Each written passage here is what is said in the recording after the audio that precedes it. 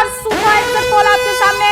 यहाँ पर संजय जी कह रहे हैं कि टफ फाइट है, लेकिन एग्जिट पोल बता रहे हैं कि छत्तीसगढ़ में कांग्रेस को 48 सीटों का अनुमान दिख रहा है। भारत 24 का ये सुपर एग्जिट पोल, जिसमें हमने तमाम एजेंसीज के एवरेज को लेकर ये पता लगाया है। हमारे साथ ओपी चौधरी साहब जुड़ चुके हैं, बीजेपी प्रत्याशी भी हैं। ओपी चौधरी साहब, उनका रुख करते हैं। चौधरी साहब, क्या खबर है? रूबिका जी बिल्कुल स्पष्ट जनादेश की सरकार भारतीय जनता पार्टी छत्तीसगढ़ में बनाने जा रही है। आप जैसे कि अभी संजीव जी बता रहे थे कि 4 महीना पहले वो बोल सकते थे कांग्रेस की सरकार बनेगी। किसी भी 15 दिन का आप आकलन कर लीजिए और एक ग्राफ ड्रा कर लीजिए। एक पॉजिटिव राइजिंग ट्रेंड साफ तौर पे एक बार आपको दिखाई देगा। पॉजिटिव राइजिंग ग्राफ आपको दिखाई देगा।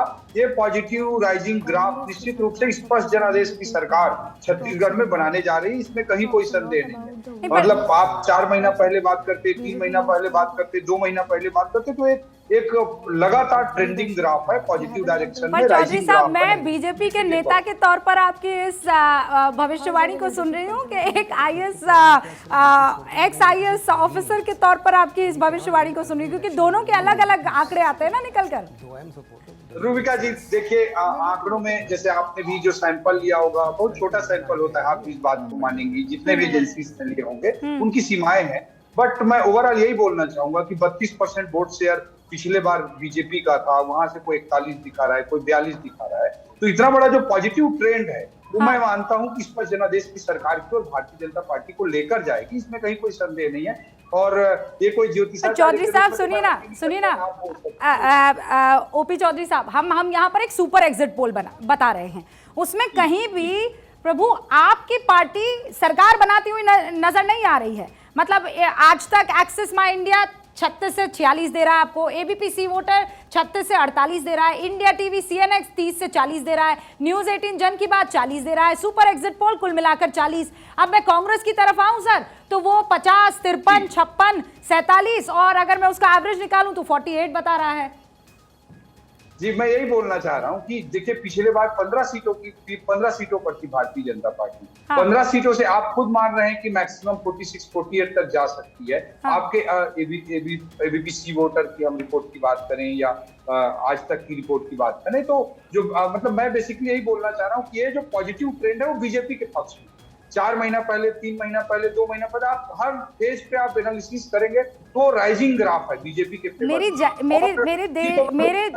चैनल के व्यूअर्स जो हैं चौधरी साहब, आपके चश्मे में हल्का नीला रंग देख रहे हैं, अंग्रेजी में कहूँ तो ब्लू, और मोदी जी के ब्लू आइड बॉय के तौर पर भी आपको खूब लोग जानते हैं, ऐसे ही पहचानते हैं। उन्होंने कहा था लड़के को चुनाव लड़वाइए, बहुत आगे जाएगा। तो ऐसा तो नहीं है कि आगे ऐसे पहुंच जाएंगे कि आप सीएम की कुर्सी पर पाए जाएंगे?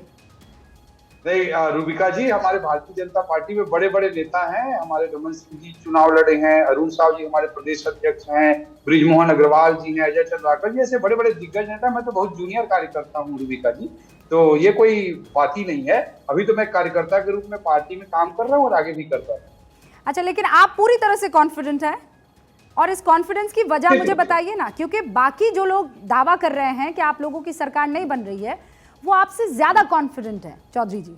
और वो इसलिए कॉन्फिडेंट है कि अर्बन छोड़ के रूरल एरिया में बहुत काम किया है कांग्रेस ने, और खासकर वहां पर बघेल साहब ने।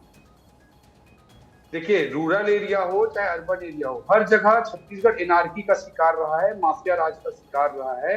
रूरल एरिया में ये धान की बात करते थे, धान तो मोदी जी के कारण खरीदा जा सका। 80% धान एफसीआई ने जो चावल खरीदा उसके वजह से हो पाया। इस चीज को हम लोग लास्ट के 1-2 सालों में लोगों को समझाने में सफल रहे।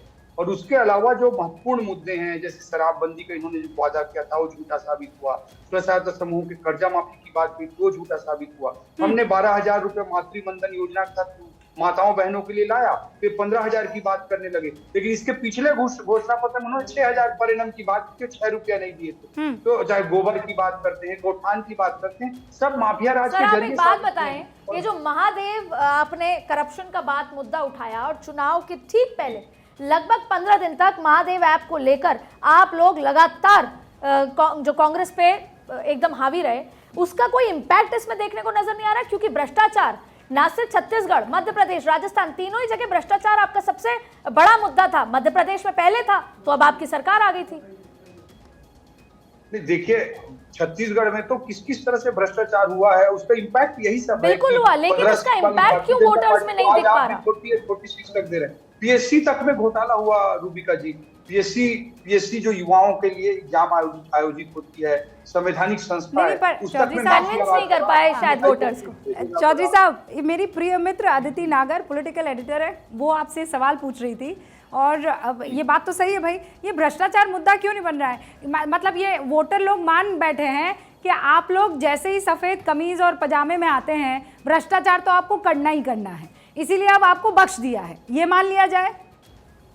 देखिए रूबिका जी, मैं अपने कॉन्स्टिट्यूएंसी की बात बता रहा हूँ। कांग्रेस में एक भी काम बिना कमीशन खोरी के नहीं हुआ है, और मैंने स्थानीय अपना मैनिफेस्टो जारी किया अपनी कॉन्स्टिट्यूएंसी में। मैंने उसमें लिखा कि 1 रुपए का भी कमीशन खोरी नहीं की जाएगी। ये मैंने अपने मैनिफेस्टो में लिखा है, सार्वजनिक मंचों पे, हर गांव के चौक। रूबिका जी, एक सवाल मुझे पूछने दीजिए। तो कांग्रेस में कमिशन खोरी उनके हर जगह दिखाई देता है, साफ तौर पर दिखाई देता है। उसको हर बिल्कुल, आपने सही कहा, आप लगातार ग्राउंड पे रहे हैं, आप चुनाव भी लड़े हैं, लेकिन यही भ्रष्टाचार का मुद्दा जब कांग्रेस ने कर्नाटक में भाजपा के खिलाफ कमीशन खोरी का उठाया तो सरकार आ गई कांग्रेस की।